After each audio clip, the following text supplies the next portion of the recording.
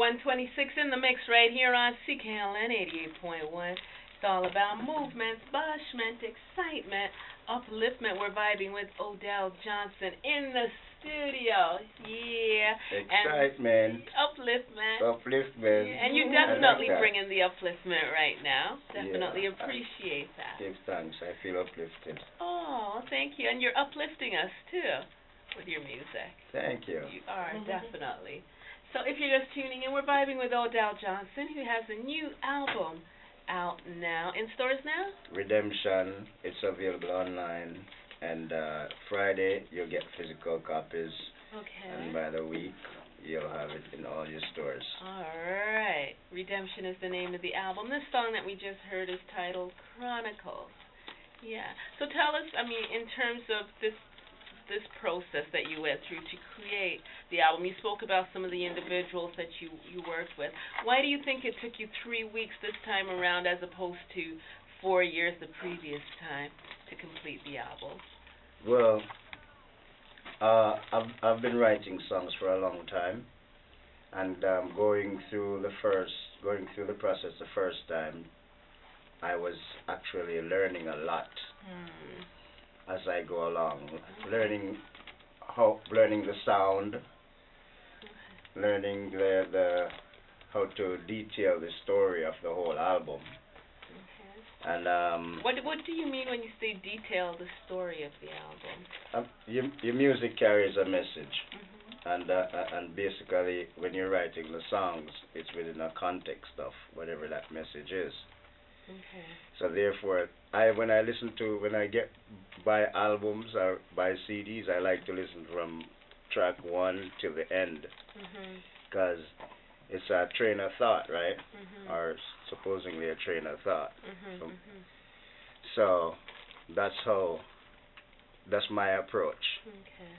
Yeah. So you said that the first time around was a learning process. Oh yeah. I learned a lot. No. And I had to be patient in terms of when things come together and how it comes together.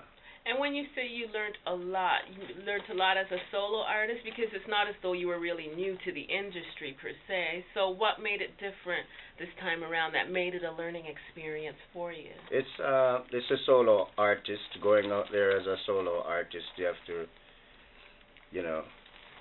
of course, being in the industry, you pick up things as you move along.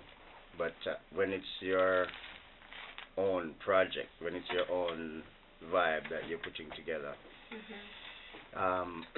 there's elements and people and places that you need to be touching base and having contacts and doing all those things, to have a team or and basically if you're going after a sound, then you definitely need to have people who will understand your sound and be able to present it with you the way you want it to be presented. And as it goes musically, that's how it is for the business part of it. It's like music. If you get a set of musicians that believe in what you're doing, and get a marketing team or our management team to go out there and sell it, then everybody has to be on the same page and understand what it is you're presenting, right? Definitely. So in that context, that's my thought process in actually putting it together. So therefore the learning curve was huge. You learn the parts and find people to play them. Yeah. That transition from working with a group of individuals, creative individuals, because at times when creative heads come together as well too. Oh yeah. That's kind of a process within itself. What is the difference for you in terms of working with a group of individuals versus working by yourself, and do you miss it? I work by myself when I'm by myself putting together the songs or the concept of the movement of the music, melodies and structures and things like that, arrangements. It's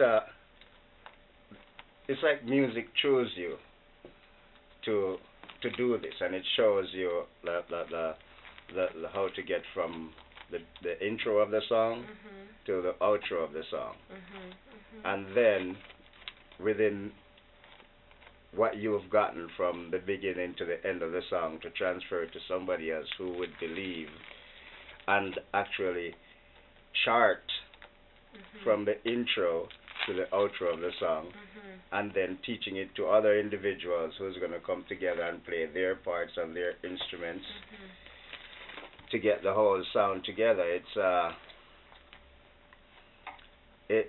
that within itself is an experience where you feel magic. You know, you feel when it all pulled together and the magic happens, and we call it music. Yeah. So that magical moment of coming together, playing with other individuals, because I'm a musician myself. I mean, not to your caliber still, so I ain't on that level still, but I do know that there is a certain vibe that is created. Oh yeah, most definitely. When you come to even just playing in the same key and everyone doing their thing in the same key kind of thing. So that within itself is what I'm asking. Do you miss that collaboration, or are you going through something differently as an individual artist, which kind of fills that void if you are missing it? Oh well, that's how I actually approach my recordings.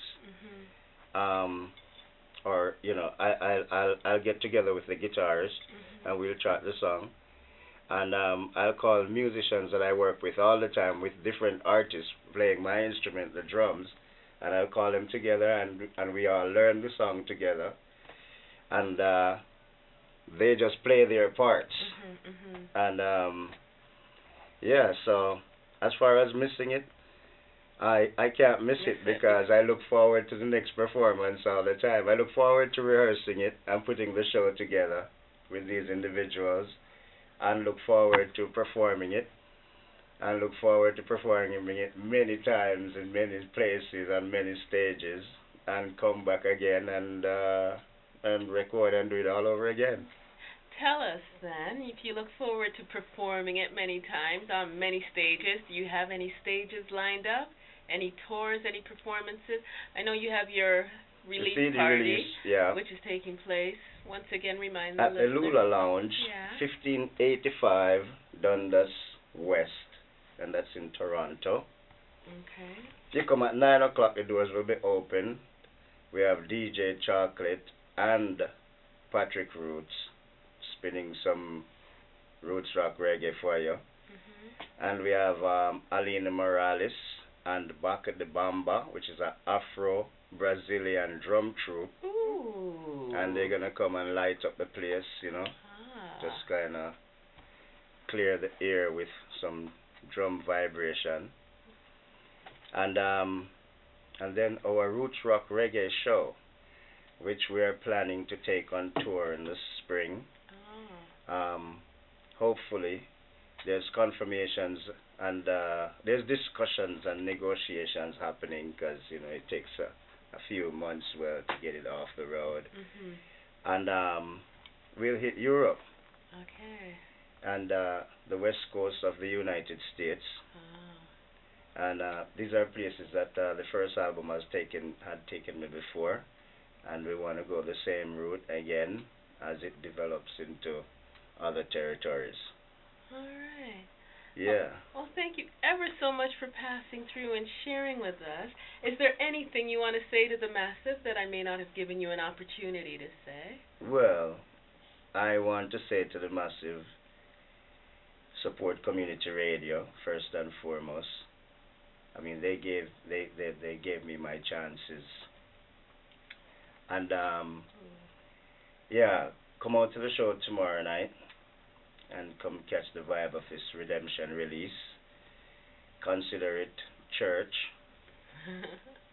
And as we deliver our ceremony, we look forward to hearing and seeing more live reggae music throughout the city of Toronto and all over the world. We gotta bring live reggae music, continue bringing live reggae music. For real. All right.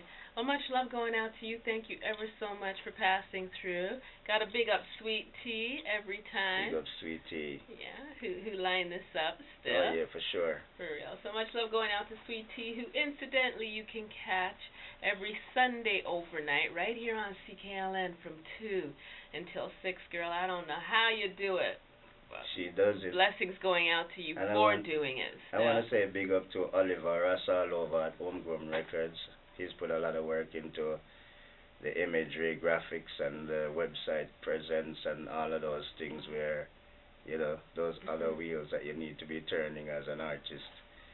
And I want to also say thank you and big up to Justine Ketola, who is a publicist out on the West Coast that supports and help us to get the word out.